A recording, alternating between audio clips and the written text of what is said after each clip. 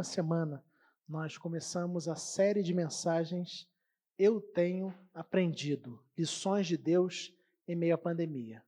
O desafio que nós começamos a fazer na última semana é para que eu e você olhemos para todas essas circunstâncias que estamos vivendo e pensemos sobre aquilo que Deus está querendo produzir nas nossas vidas. Como seguidores de Cristo, nós somos desafiados a buscar compreender, a buscar discernir aquilo que Deus quer produzir em nós, através de cada circunstância pela qual nós passamos. Afinal de contas, eu e você, discípulos de Cristo, cremos que Deus está no controle do universo, no controle de todas as coisas e no controle das nossas vidas, e que de alguma forma Ele se utiliza de cada circunstância para transformar, para trabalhar, para moldar quem eu e você estamos nos tornando, para que nós nos tornemos pessoas mais parecidas com Cristo Jesus. Talvez a pergunta que você possa se fazer, e eu espero que você já esteja se fazendo pelo menos desde a semana passada, é o que Deus quer te ensinar com tudo isso que nós temos vivido? Ou até o que você tem aprendido nesse tempo? Hoje eu quero pensar com vocês sobre o seguinte tema: eu tenho aprendido que o meu coração precisa de cura. Eu tenho aprendido que o meu coração precisa de cura. Para tanto, nós teremos como base o texto de Gênesis, capítulo 32, versículos de 1 a 21. Gênesis 32, versículos de 1 a 21, onde nós lemos assim na palavra do Senhor. Jacó também seguiu o seu caminho, e anjos de Deus vieram ao encontro dele. Quando Jacó os avistou, disse: Este é o exército de Deus. Por isso deu àquele lugar o nome de Maanaim. Jacó mandou mensageiros adiante dele a seu irmão Esaú, na região de Seir, território de Edom. E lhes ordenou: Vocês dirão o seguinte ao meu senhor Esaú: Assim diz teu servo Jacó: Morei na casa de Labão e com ele permaneci até agora. Tenho bois e jumentos, ovelhas e cabras, servos e servas. Envio agora esta mensagem ao meu senhor para que me recebas bem. Quando os mensageiros voltaram a Jacó, disseram-lhe: Fomos até seu irmão Esaú, e ele está vindo ao seu encontro com 400 homens. Jacó encheu-se de medo e foi tomado de angústia. Então dividiu em 2 grupos todos os que estavam com ele, bem como as ovelhas, as cabras, os bois e os camelos, pois assim pensou: se Esaú vier e atacar um dos grupos, o outro poderá escapar. Então Jacó orou: Ó Deus de meu pai Abraão, Deus de meu pai Isaque, ó Senhor, que me disseste: volte para a sua terra e para os seus parentes, e eu o farei prosperar. Não sou digno de toda a bondade e lealdade com que trataste o teu servo. Quando atravessei o Jordão, eu tinha apenas o meu cajado, mas agora possuo 2 caravanas. Livra-me, rogo-te, das mãos de meu irmão Esaú, porque tenho medo que ele venha a nos atacar, tanto a mim como as mães e as crianças. Pois tu prometeste, esteja certo de que eu o farei prosperar e farei os seus descendentes tão numerosos como a areia do mar, que não se pode contar. Depois de passar ali a noite, escolheu entre os seus rebanhos um presente para o seu irmão Esaú: 200 cabras, 20 bodes, 200 ovelhas e 20 carneiros. 30 fêmeas de camelo com seus filhotes, 40 vacas e 10 touros, 20 jumentas e 10 jumentos. Colocou cada rebanho sob o cuidado de um servo e disse-lhes: Vão à minha frente e mantenham certa distância entre um rebanho e outro. Ao que ia à frente, deu a seguinte instrução: Quando meu irmão Esaú encontrar-se com você e lhe perguntar a quem você pertence, para onde vai e de quem é todo este rebanho à sua frente, você responderá: é do teu servo Jacó, é um presente para o meu senhor Esaú. E ele mesmo está vindo atrás de nós. Também instruiu o segundo e o terceiro, e todos os outros que o acompanhavam os rebanhos. Digam também a mesma coisa a Esaú quando o encontrarem. E acrescentem, teu servo Jacó está vindo atrás de nós, porque pensava, eu o apaziguarei com estes presentes que estou enviando antes de mim. Mais tarde, quando eu o vir, talvez me receba. Assim os presentes de Jacó seguiram à sua frente.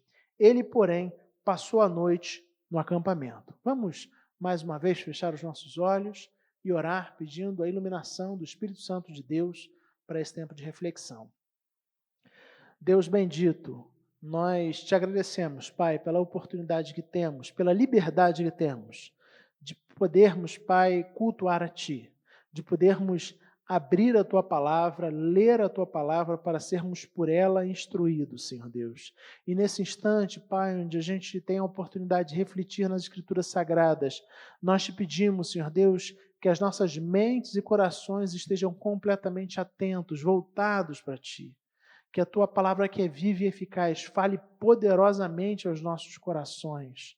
E que nós saiamos, Pai, desse tempo, ouvindo essa mensagem, completamente encorajados e desafiados a viver de uma maneira que glorifique, que honre, que exalte o Teu santo nome.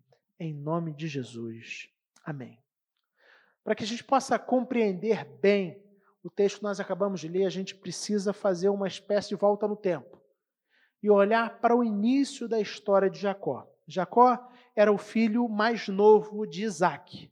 Anos antes, quando ele ainda vivia na casa de seu pai, 2 acontecimentos marcaram a sua vida e marcaram a sua história familiar. O primeiro acontecimento foi quando Esaú, seu irmão mais velho, agindo de maneira inconsequente, vendeu para Jacó o direito de primogenitura. Você pode encontrar isso lá em Gênesis capítulo 25. Esaú troca o seu direito, trocou o seu direito de primogenitura com Jacó por um prato de lentilhas. Ele abriu mão, então, dos títulos e dos bens que lhe cabiam como principal herdeiro do pai. Esse foi certamente um acontecimento, ou o primeiro acontecimento que marcou efetivamente a história de Jacó e a história de sua família. Mas ocorreu também um segundo evento.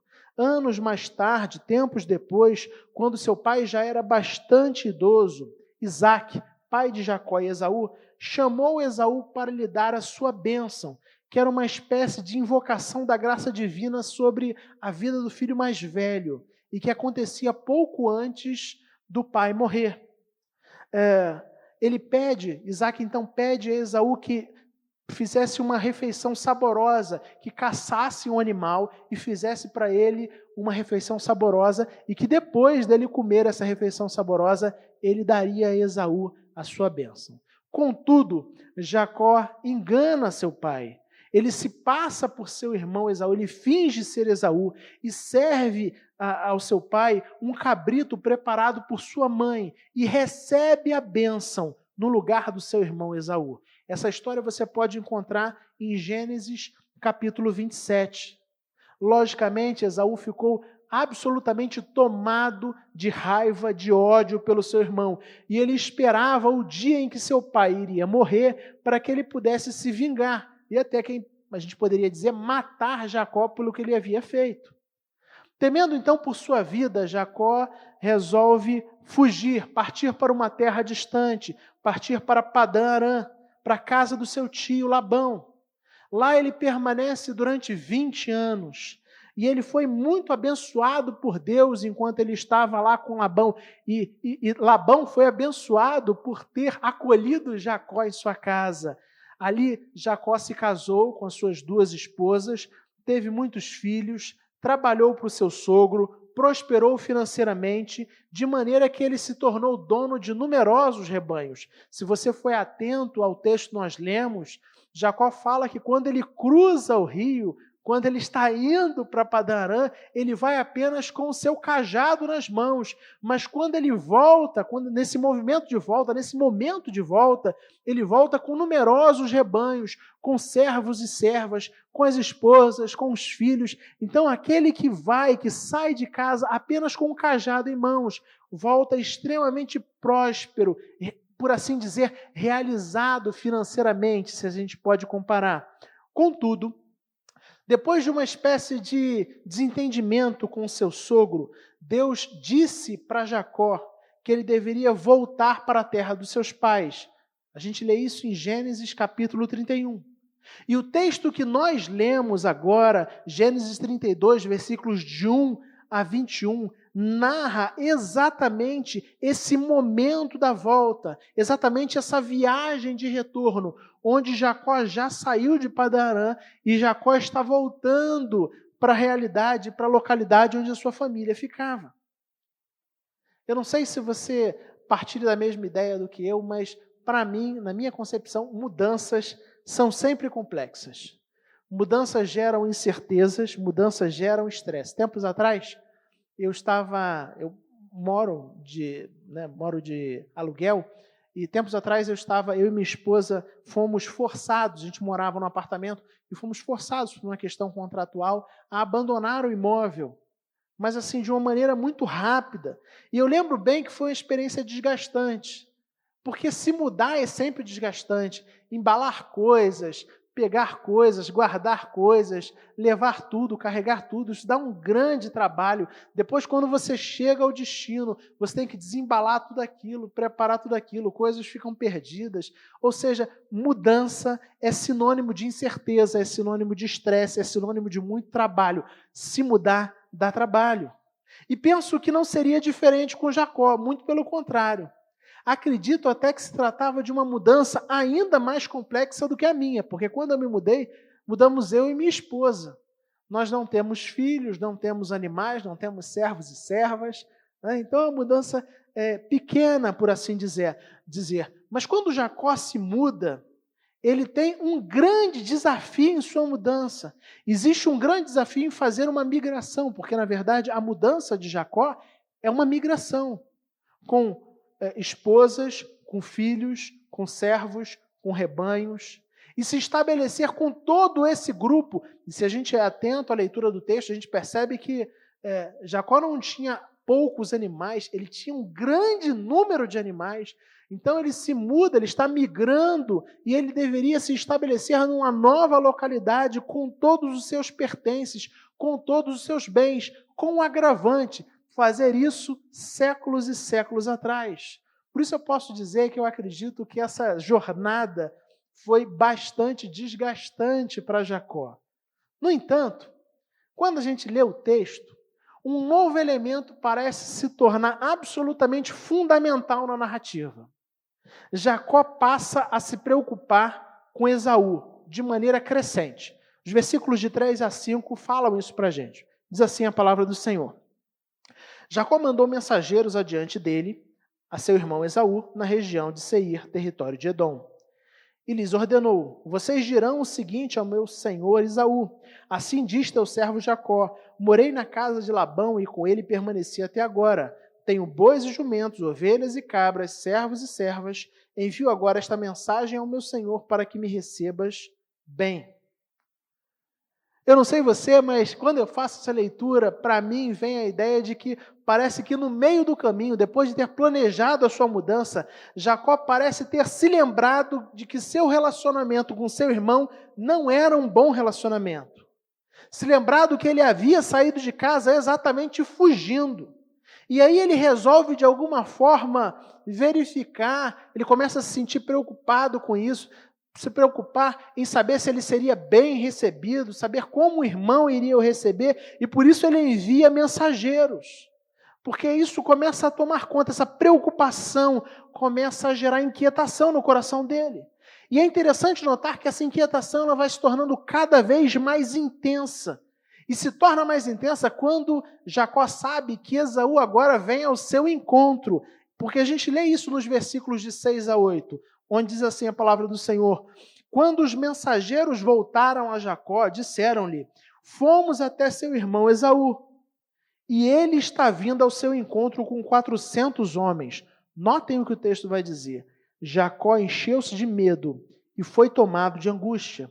Então dividiu os dois grupos todos dividiu em 2 grupos todos os que estavam com ele, bem como as ovelhas, as cabras, os bois e os camelos.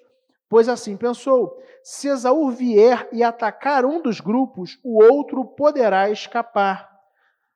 Então, o texto é muito claro quando ele aponta para a gente que Jacó se encheu, foi tomado de medo, de angústia. A ideia no original hebraico é de alguém que fica extremamente, profundamente amedrontado, absolutamente amedrontado. Por isso, Jacó começa a fazer alguns planejamentos. E o primeiro planejamento que ele faz é dividir a caravana.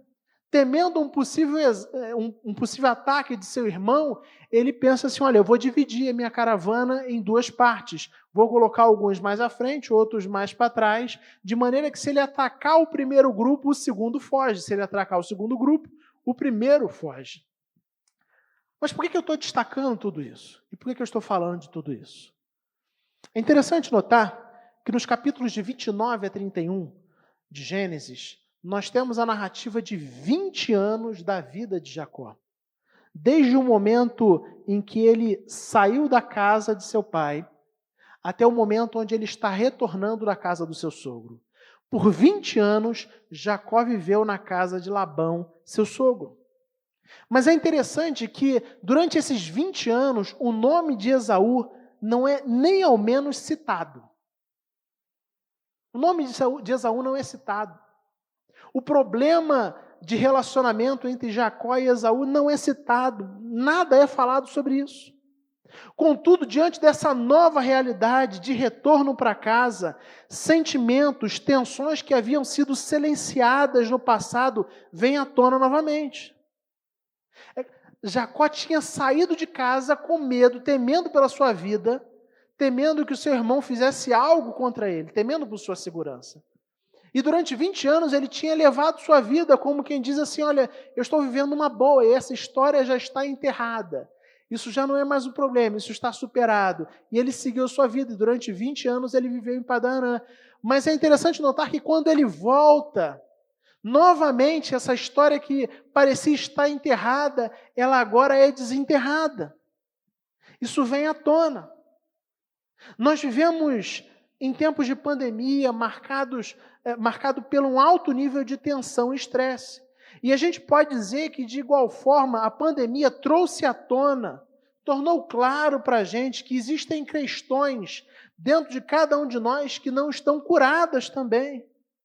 É verdade que muito se fala a respeito da necessidade da cura física, de encontrarmos um remédio, uma cura para o Covid-19, mas o tempo que nós vivemos também está evidenciando que existe a necessidade de uma cura para as doenças do coração, para a cura das doenças interiores, das feridas interiores, das feridas da alma. E essas estão sendo trazidas à tona. Vou dar um exemplo para ilustrar o que eu estou dizendo.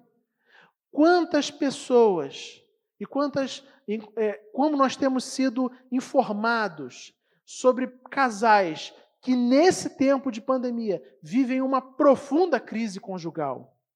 Alguns já pensam em divórcio, já se decidiram por divórcio. A realidade da violência, as denúncias de violência doméstica cresceram em níveis alarmantes, assustadores, aumentaram de maneira sensível nos últimos meses. E sabe o que a gente constata com isso? A verdade, meu querido e minha querida, é que muitos casais já tinham problemas conjugais antes da pandemia. Já viviam circunstâncias difíceis antes, mas devido à correria, aos afazeres, aos compromissos da vida cotidiana, eles acabavam vivendo uma vida razoável. Essas questões eram tamponadas, eram silenciadas devido ao corre-corre, devido à agitação do dia a dia. O problema é que veio a pandemia. E com a pandemia veio o confinamento, veio o isolamento. E agora essas pessoas que têm problemas não tratados são obrigadas, são forçadas por uma questão de isolamento a ficarem dentro de uma mesma casa, a conviverem da hora que acordam até a hora que vão dormir.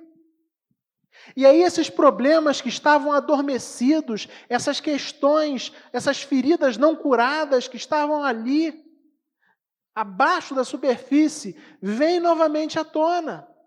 porque é impossível deixar de tratá-las. Elas vêm de maneira muito intensa, é impossível silenciá-las. Da mesma forma como o retorno de Jacó para casa trouxe à tona o problema que ele tinha com seu irmão Esaú, os seus medos, as suas angústias e o motivo que ele tinha fugido de casa, que era o medo por sua vida.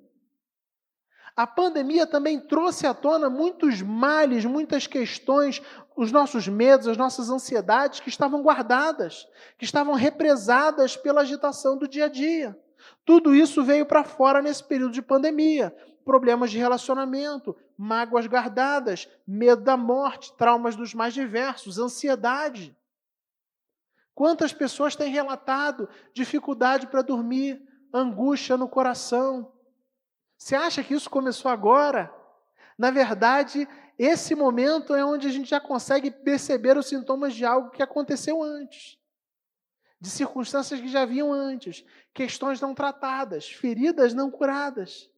A verdade é que na maior parte do tempo, a gente está tão ocupado, tão agitado, trabalhos, estudos, tarefas de casa, entretenimento, que a gente não para pensar, que a gente não para sentir. E aí, quando nós somos forçados a parar, como nós fomos nesse período, nós percebemos que precisamos de cura. A gente percebe que o nosso coração precisa ser tratado. A gente percebe que existem feridas que ainda não foram devidamente trabalhadas, que não foram devidamente tratadas, que não foram devidamente cuidadas. Mas perceba, eu quero explorar ainda mais um pouquinho esse paralelo, porque existe gente, e eu já ouvi muitas vezes, que acredita que a melhor coisa a se fazer com essas questões interiores é ignorá-las. Existe gente que diz que o tempo resolve tudo. Bom, a gente pode perceber no caso de Jacó que o tempo não resolveu nada. 20 anos se passaram. E depois de 20 anos, quando ele retorna para casa, o seu coração está cheio de angústia e de medo do seu irmão. O tempo não tem a capacidade, não tem o poder de resolver nada. Durante 20 anos, Jacó seguiu sua vida longe de casa, extremamente ocupado, trabalhando para o seu sogro. Contudo, bastou ele tomar o caminho de volta para casa, para que os mesmos medos que o levaram embora anos antes voltassem a assombrá-lo. É isso que acontece com a gente. Em muitos momentos, a gente se ilude com a ideia de que a agitação e o tempo resolvem os problemas, mas simplesmente a correria que nos impede de pensar e nos impede de sentir não trata nada. E o tempo passar também não trata nada.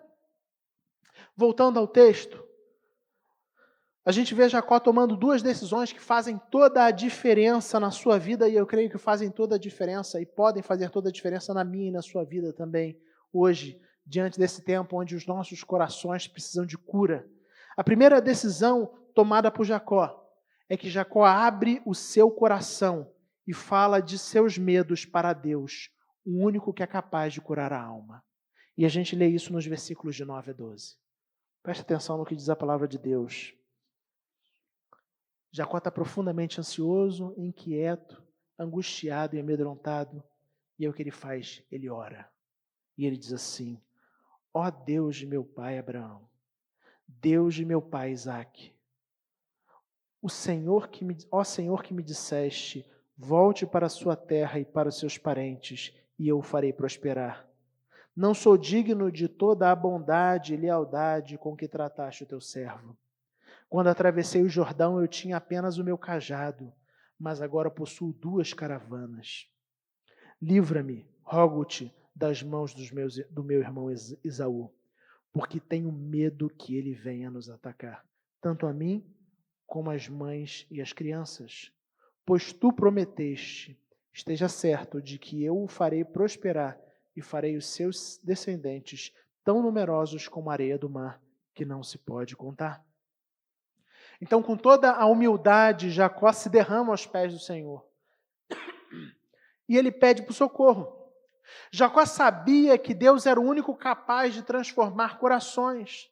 Ele sabia que Deus tem poder para curar, para tratar o interior, para curar as feridas da alma. Ele sabia que Deus tinha poder para tratar o coração de Esaú e tratar a sede de vingança de Esaú, mas que Deus também tinha poder para tratar o coração dele, Jacó, tratar os seus medos, a sua angústia. Ele sabia, ele cria em Deus e por isso ele se derrama diante de Deus. Porque ele sabe e ele fala abertamente sobre seus medos e suas angústias. Eu acho fantástico essa capacidade de falar de maneira aberta, sincera para Deus, porque a gente vive num tempo onde muitas vezes nós utilizamos de meias palavras, até mesmo quando a gente fala com Deus. Mas quando a gente lê a oração de Jacó, Jacó é muito sincero. Foi Deus quem o mandou voltar. Mas embora ele soubesse que foi Deus quem o mandou voltar, ele diz no versículo 11, Senhor, eu tenho medo do meu irmão. Eu tenho medo do que ele vai fazer. O meu coração está angustiado. Eu estou perturbado com essa situação. Isso traz inquietação. Isso está me perturbando. Isso está me incomodando. Então Jacó abre o seu coração diante de Deus, crendo, sabendo que Deus é o único capaz de transformar os nossos corações, que o Senhor tem poder para curar cada uma das feridas do nosso interior. E preste bastante atenção no que eu vou te dizer. A nossa geração precisa aprender sobre o poder que Deus tem para transformar o nosso interior. O poder que Deus tem para transformar as nossas dores, os nossos medos, as nossas ansiedades. A gente precisa aprender a crer nisso. A gente precisa aprender sobre isso.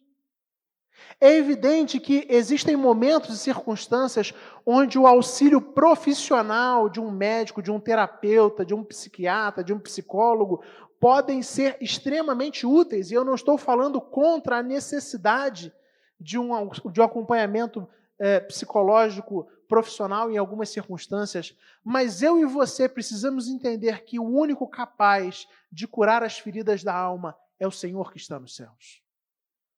A gente precisa resgatar, reaprender o poder, sobre o poder de Deus e o poder que Deus tem para tratar o nosso coração, para tratar as nossas angústias, para tratar aquilo que perturba o nosso coração, os motivos da nossa ansiedade, o motivo da nossa inquietação. Deus tem poder para tratar os nossos corações. E aí Ele trata de muitas formas. E a gente tem que começar a colocar isso de maneira clara para Deus. Fazer orações e pedir assim, Senhor, o meu coração está ferido porque fulano me fez isso, mas eu preciso aprender a perdoar, e sozinho eu não consigo, Senhor. Então me ensina a perdoar. Senhor, o meu coração está ansioso por causa dessa circunstância, e eu estou desconfortável com essa realidade.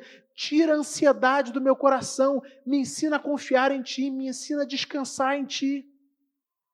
A gente tem que começar a colocar para fora os mares, as feridas que existem dentro de nós. Pedir, Senhor, trata a minha inveja. Eu sou uma pessoa invejosa. E essa minha inveja tem corroído meus relacionamentos, minha forma de ser. Trabalha isso do meu coração. Dá nome às dores, dá nome aos problemas, dá nome às feridas, dá nome àquilo que está te causando dor, aquilo que está te causando inquietação. Da mesma maneira como Jacó fez, nós colocamos diante de Deus, diante do único que pode cuidar dos nossos corações. Nós falamos sobre os nossos medos para o Senhor, o único que é capaz de curar a nossa alma. Eu quero encorajar você então a fazer isso. Esse é o primeiro movimento, essa é a primeira decisão tomada por Jacó no texto que nós lemos. Mas existe também uma segunda decisão. A segunda decisão tomada por Jacó e que fez toda a diferença na sua vida, e eu acredito que pode, na vida dele, eu acredito que possa fazer diferença na minha e na sua vida, é que Jacó decide, mesmo sem saber qual seria o desfecho, ele resolve parar de fugir e tratar a questão. Mesmo sem saber qual seria o desfecho, Jacó resolve parar de fugir e tratar a questão. Versículos de 13 a 16. Depois de passar ali a noite, escolheu entre os seus rebanhos um presente para seu irmão Esaú. 200 cabras e 20 bodes, 200 ovelhas e 20 carneiros, 30 fêmeas de camelo com seus filhotes, 40 vacas e 10 touros, 20 jumentas e 10 jumentos. Colocou cada rebanho sob o cuidado de um servo e disse-lhes, vão à minha frente e mantenham certa distância entre um rebanho e outro. É interessante notar que Jacó tinha sido informado pouco antes que o seu irmão vinha até ele com guerreiros. E ele poderia aqui tomar a mesma decisão que ele havia tomado 20 anos antes: fugir. Ele poderia simplesmente fugir. Sabendo que Esaú vem até ele com uma grande quantidade de guerreiros, ele podia tomar a rota de fuga e tentar se esconder do seu irmão. Contudo, a decisão tomada por ele fez toda a diferença, mesmo sem saber qual era o desfecho, mesmo sem saber se o irmão o perdoaria ou não. Jacó toma a decisão de parar de fugir e de tratar a questão. Ele sabia que seu irmão vinha com guerreiros, ele poderia fugir, mas ao contrário do que ele fez 20 anos antes, ele resolve enfrentar a situação. Ele resolve lidar com as suas dores, ele resolve lidar com o problema, ele resolve lidar com a ferida. Ele poderia fugir por mais 20 anos, quem sabe, e dessa forma silenciar seus medos, passar mais 20 anos sem ver Esaú, passar mais 20 anos sem tocar naquele assunto, achando que de maneira mágica, e às vezes a gente acha isso, né? Que de maneira mágica as questões vão se resolver, as feridas vão ser cicatrizadas, e nada disso cicatriza de maneira mágica. Contudo, a decisão de Jacó é uma decisão extremamente acertada, porque ele assume o risco, e mesmo sem saber o desfecho da situação, ele para de fugir e resolve tratar a questão. Então, o texto nos diz que ele envia, ele escolhe uma parte do seu rebanho, uma parte dos seus bens, e envia como presente, seria um presente triplo, ou o mesmo presente dividido em 3 parcelas, que ele envia a seu irmão, porque ele entendia que dessa maneira, talvez o seu irmão ficasse mais brando, ou levasse em conta, ficasse mais animado, fizesse as pazes, ficasse mais manso, se assim a gente pode dizer, pronto a perdoar aquilo que havia acontecido anos mais tarde. A decisão, ao invés de fugir, foi a decisão de seguir em frente e de se submeter ao processo de cura, mesmo que para isso ele precisasse assumir riscos. E é fundamental que a gente entenda essa realidade, queridos. Para que o meu coração e o seu coração sejam curados, nós precisamos assumir o risco. Nós precisamos seguir em frente e nos submetermos ao processo de cura. O processo de cura vem quando conversas que talvez tenham sido evitadas há anos são tomadas. Onde a gente resolve tratar questões que são ali, que ficaram escondidas, que ficaram à sombra, à margem durante anos, mas que continuavam ali, ferindo, machucando. E a menos que a gente traga elas de novo e resolva essas questões, e lide com essas questões, e trate essas questões, é impossível que haja cura, porque o tempo não resolve nada. O processo de cura, então, começa quando nós nos abrimos para Ele. É fundamental que eu e você nos abramos, que a gente se abra para aquilo que Deus quer fazer no nosso coração, para a cura que Deus quer trazer aos nossos relacionamentos. Deus quer curar a nossa ansiedade, Deus quer curar as nossas angústias. Deus quer tratar o nosso interior. Mas para isso a gente precisa se abrir. A gente precisa assumir o risco de sermos vulneráveis, porque quando a gente se abre para um processo de cura, a gente está assumindo risco, a gente está assumindo uma posição vulnerável. É isso que Jacó faz. O fato é que Jacó toma essa acertada decisão, a decisão de, mesmo sem saber o desfecho, resolver parar de fugir e tratar a questão. E aí ele inicia assim um processo de cura. Deus já havia começado a curar o coração de Jacó nesse instante, porque ele fala que ele estava absolutamente tomado de medo. Mas a decisão dele é contrária à de alguém que naturalmente tem medo, porque o medo normalmente nos leva a fugir daquela situação. Mas perceba que o processo de cura já começou no coração de Jacó, porque ao invés dele ter a ação natural de alguém que tem medo, que é fugir, Jacó vai na direção da cura, vai na direção do seu irmão, de maneira que a questão pudesse ser tratada. Bom, o texto termina dessa maneira. E é maravilhoso a gente saber que no capítulo seguinte, no capítulo 33, Jacó e Esaú se reencontram. E aquele relacionamento que há mais de 20 anos tinha sido marcado por uma ruptura, ele é um relacionamento restaurado. Ele é um relacionamento renovado. A minha oração, então, é que eu e você entendamos que existem áreas, existem circunstâncias para as quais o nosso coração também precisa de cura. Mas mais do que isso, que eu e você entendamos que o primeiro passo, o primeiro movimento que a gente precisa fazer e a gente precisa dar é o passo de colocar os nossos corações diante de Deus para que o Senhor trate o nosso interior. Colocar os nossos corações diante do único que é capaz de transformar as nossas emoções, transformar os nossos sentimentos, o único que é capaz de gerar a capacidade e a realidade do perdão, o único que é capaz de trabalhar o nosso caráter, de mudar quem nós somos. Esse alguém é Deus. E eu e você somos encorajados a, de fato, crer no poder de Deus para curar as nossas feridas, curar as feridas dos nossos corações. Mas, além disso, eu e você somos encorajados pelo texto a darmos passos efetivos, a assumirmos riscos, no sentido de tratarmos as questões que precisam ser tratadas no nosso interior. A colocar as nossas vidas em circunstâncias às vezes vulneráveis, a pedir perdão para quem a gente tem que pedir, a falar sobre assuntos que às vezes a gente não quer falar, mas para que as questões estejam resolvidas. Feridas precisam ser curadas. Feridas que não são curadas, em algum momento, voltarão a se abrir e voltarão a doer. Elas podem ser silenciadas durante algum tempo. Jacó silenciou o problema de relacionamento que ele tinha com o irmão durante 20 anos. Mas no retorno para casa, já não era mais possível silenciar. A situação precisava ser trabalhada, precisava ser curada, aquele relacionamento precisava ser restaurado.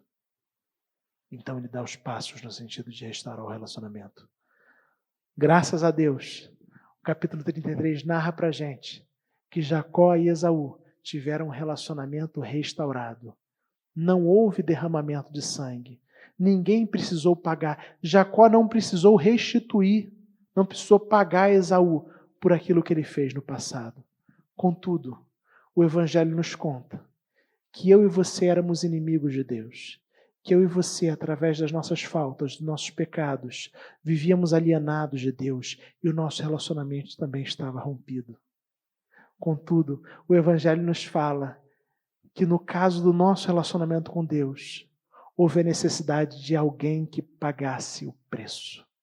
Então Jesus Cristo vem ao mundo e Jesus Cristo derrama o sangue para que a barreira de inimizade que existia entre nós e Deus fosse retirada. Jesus morreu na cruz do Calvário, no meu lugar e no seu lugar, por causa dos meus pecados e por causa dos seus pecados, se tornando o nosso substituto, o perfeito substituto, para que nós fôssemos reconciliados com o Pai. No texto que nós lemos, Jacó e Esaú tiveram uma reconciliação de uma circunstância que não houve a necessidade de derramamento de sangue, mas para que nós fôssemos reconciliados com Deus. Cristo Jesus, o Senhor das nossas vidas, precisou derramar seu sangue, se entregando em nosso lugar. Que a gente entenda essa realidade transformadora e que a realidade do sacrifício de Cristo em nosso lugar, que nos reconecta a Deus, nos leve a buscar cada vez mais a presença desse Deus que cura o nosso interior, que cura a nossa vida, que cura as nossas feridas. Que Deus abençoe sua vida. Em nome de Jesus. Amém.